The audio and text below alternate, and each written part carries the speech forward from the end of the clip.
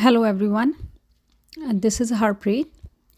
So with that rhubarb, you saw in my other video that we had tons of rhubarb, and I was wondering what to do with that.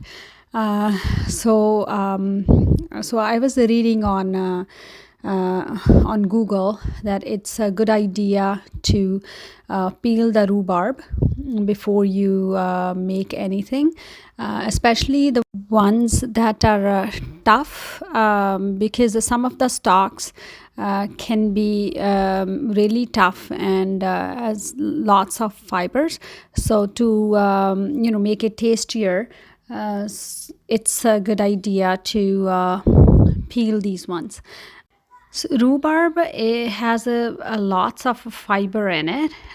It's a really good natural laxative as well for people having constipation.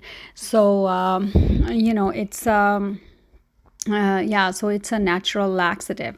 Uh, Here, so I'm just gonna cut the rhubarb into small pieces, and then it's gonna be easier for me to grind it. See, it just leaves a stain on my hands, but the stain's gonna be washed off when I'm gonna wash my hands.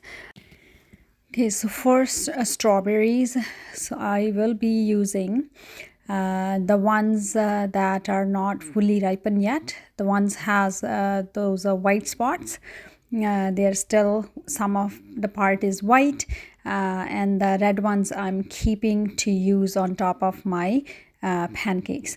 And I'll be making strawberry rhubarb pancake with strawberry rhubarb sauce for lunch, and it's going to be delicious. After I wash these ones, and then I'm just going to cut them into small pieces, and then strawberries will be going into the blender, and I will be pureeing the strawberries. Sometimes I don't even puree these strawberries. Sometimes I just cut them into small pieces and just put them in the pan as it is.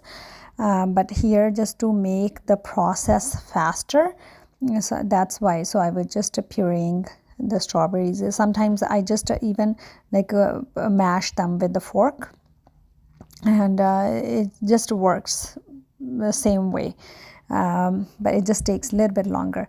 So here I've got a couple cups of rhubarb, and I think it was 1 cup of strawberries.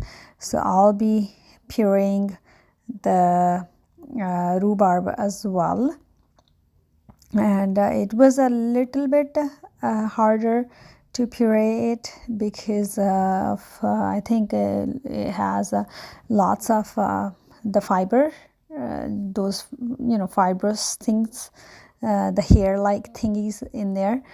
So it was just making it a little bit difficult, but at the end it was okay. So it's gonna go in with the strawberries, and I'll be putting it on medium to low heat, and pretty much continuously stirring it, because otherwise I just don't want it to get burned. So I'll be just keep on stirring it, just to stand by there and checking the consistency, so just to bring it to the boil, and then just if there are any lumps, you see, just to mash it with the fork, and but it should be quite smooth sauce like, but it's gonna reduce it. So, and we will be adding some other ingredients to it, and the first ones, I'll be adding some lemon juice. I know it's already tart, but a little bit of lemon juice, maybe 1 teaspoon. And then sugar, I'll be adding just like as I go, because I don't know how much sugar it's gonna need, because I never even tried making strawberry rhubarb sauce before. If it's only strawberries, you only need maybe a teaspoons of sugar, nothing much. But here I know I probably gonna need a lot more sugar than that. So and I just tasted it. It was still quite sour, so I'm just adding one more tablespoon of sugar, and I'm pretty sure it's gonna take even more sugar because it's still very tart. But I just have to continuously stir it. So you just don't stop stirring it, otherwise it might just burn.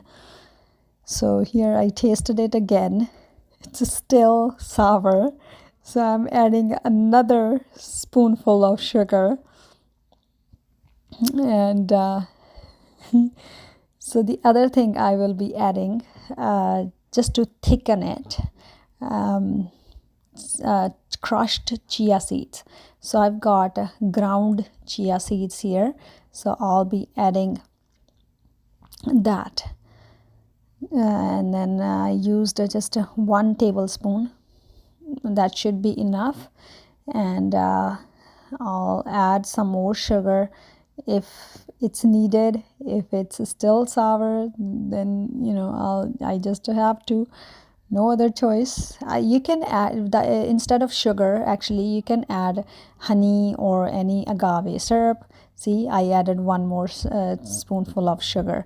So yeah, so that our sauce is ready, and thank you so much for watching. Thank you.